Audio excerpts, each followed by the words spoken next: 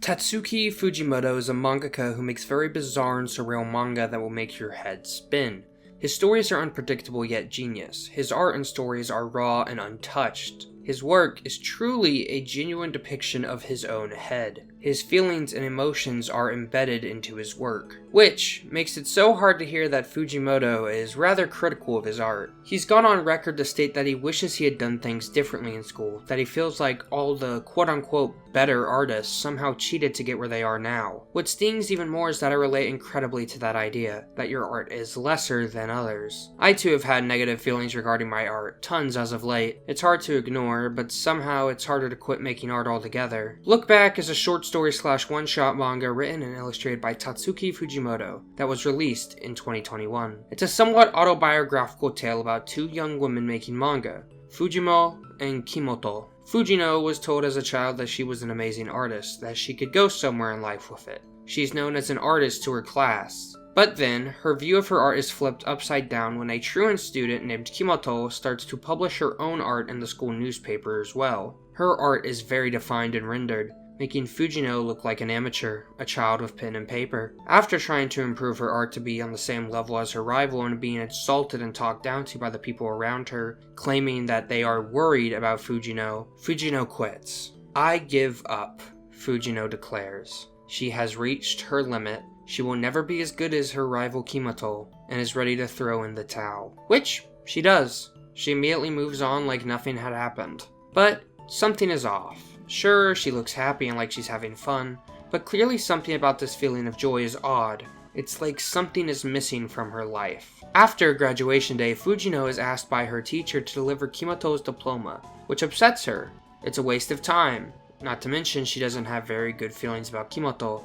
But Fujino does it, because her teacher asked. When Fujino makes it to Kimoto's home, she realizes how art-obsessed Kimoto is.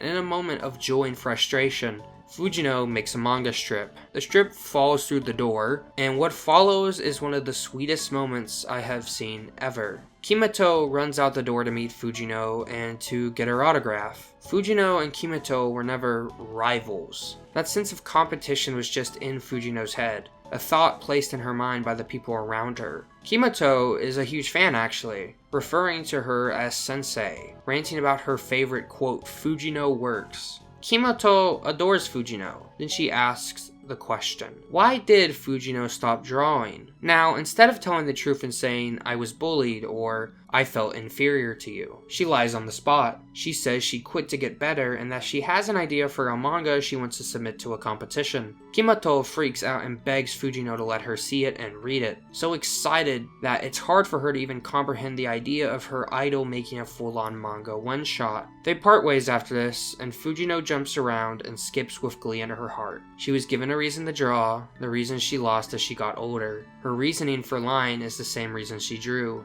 to make herself and others happy. The pure joy in this scene is just so gorgeous. It feels like watching a newborn puppy find love in a new owner. The rest of the story is just really cute and wholesome moments of the two girls making manga together, slowly but surely becoming somewhat famous for their works. They're told that they'll be getting serialized, but this doesn't work for Kimoto. After finally coming out of her shell and learning to live in the real world, she decides she wants to attend art school. Not for money or for a career, but simply to become a better artist. Because of this, she can't be Fujino's editor. This sets Fujino off, and in an emotional response begins to belittle Kimoto. She says things like, you're not going to make it in the real world on your own. There's no point in going to art school. It's worthless. There's no career. Stuff like that. I genuinely don't believe Fujino is trying to hurt Kimoto in this scene. I truly believe it to be a cruel cry of fear from Fujino. Of course, that doesn't excuse what Fujino said, but I can at least understand where she's coming from. But this doesn't work for Kimoto. She's made up her mind on this decision. She will go to art school and become a better artist. They part ways, never to see one another again. Most stories would have them either move on with their lives or slowly become friends again and reconnect after time apart. But this isn't a normal story. This is a story by Tatsuki Fujimoto. In a shocking and out-of-nowhere turn of events, the school Kimoto is attending is attacked by a mentally unwell man who believes that someone there had plagiarized his work. Kimoto is one of the victims to have died in the attack. This news is delivered to Fujino, and the way Fujino depicts her instant shock and grief is just heartbreaking. This is the look of a woman who has lost her world, full of guilt because of it. The amount of detail Fujimoto puts into this drawing is just tragic. The cross-hatching turns what should just be a distraught face into a realistic and deeply saddening depiction of a woman who has lost it all. After Kimoto's funeral, Fujino visits the home of the friend she had just lost, and breaks down. Not only is her hallway still full of the sketchbooks which are full of Kimoto's wonderful skill, but it's not just that. Fujino finds the comic strip she had made all those years back, and realizes that Kimoto would not have died if Fujino had not got Kimoto out of her room that day. Kimoto's death is on Fujino's hands. Except, obviously, that isn't true. In some magical universe-shifting way, Fujino's ripped-up comic strip somehow passes to an alternate reality where Kimoto never left her room when meeting Fujino. The thing is, Fujino still inspires Kimoto to make art despite Fujino quitting long ago. Kimoto still goes to art school, and she is still attacked. The only difference is now, in classic Fujimoto fashion, a wacky and bizarre event changes the story up. Fujino shows up out of nowhere and saves Kimoto, and reveals that despite not wanting to make art, she got back into it again. Kimoto and Fujino become friends again in this universe, and Kimoto draws a comic that flies into Fujino's universe. This leads Fujino into Kimoto's room to discover that nothing had ever changed. Despite Fujino's cruel words and choices, Kimoto still supported her idol, her friend. She filled out tons of surveys for her manga, she bought multiple copies of the same volumes, and she still had Fujino's autograph up on her wall. Fujino shouldn't feel guilty for Kimoto's death. She should feel guilty for abandoning her partner, her best friend, her biggest fan. Kimoto is asked, why does she draw? She doesn't like it after all. It's tedious and complicated, not to mention just a hassle overall. We're never given a direct answer, but we don't need one. Kimoto's smile, Fujino's lie, all of it answers the question. Why does Fujino draw? To make Kimoto happy. This hits me harder than it might most people. Obviously it's sad and we've all most likely lost a loved one before, but for me it's a bit more specific. My aunt was an artist, self-taught and self-made. Our home is filled with her beautiful paintings. She was the one who taught me how to paint, how to draw, and much more.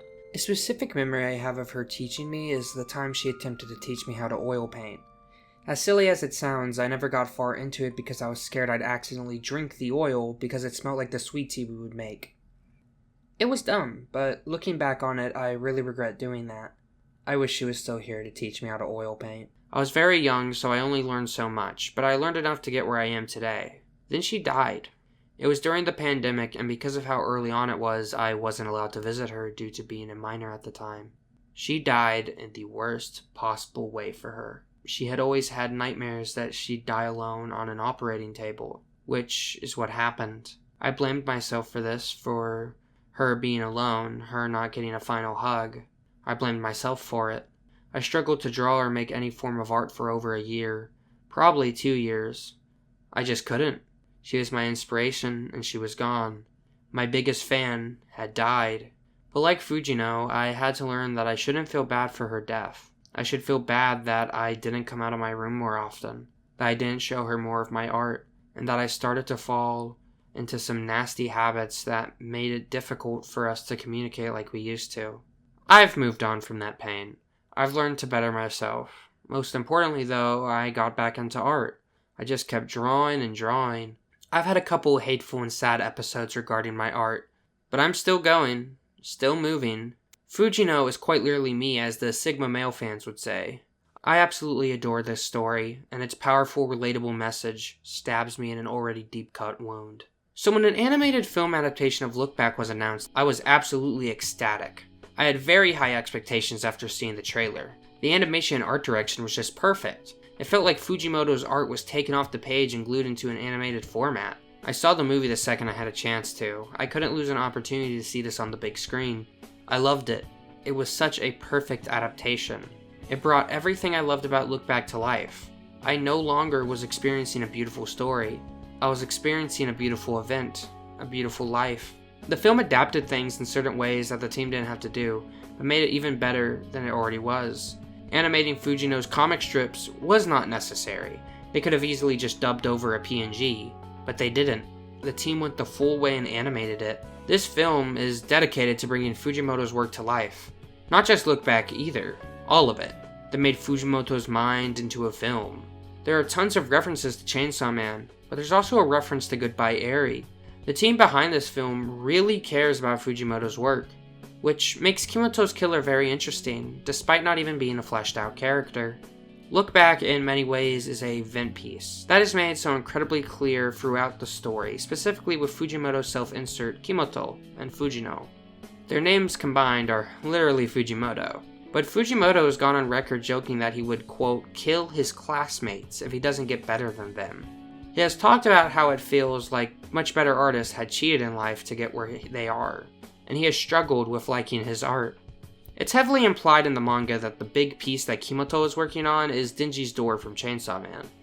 After painting this piece, Kimoto is attacked, with the attacker claiming that she had plagiarized it. Obviously this man is delusional, he has no idea what he's thinking, but I think it's safe to say that in some way, shape, or form, the attacker is also Fujimoto's self-insert. And another reason to believe this is that in the movie, it is just full-on shown off that that is Denji's door from Chainsaw Man. It is very much Denji's door. Which, if you think that's insane, it's because it is. Well, I do not have confirmation or anything like that to prove Fujimoto made this character as a self-insert, but it is safe to say that it is such an insane idea that I could see Fujimoto doing it. This is the same guy that ate his goldfish. This film really is just a huge labor of love.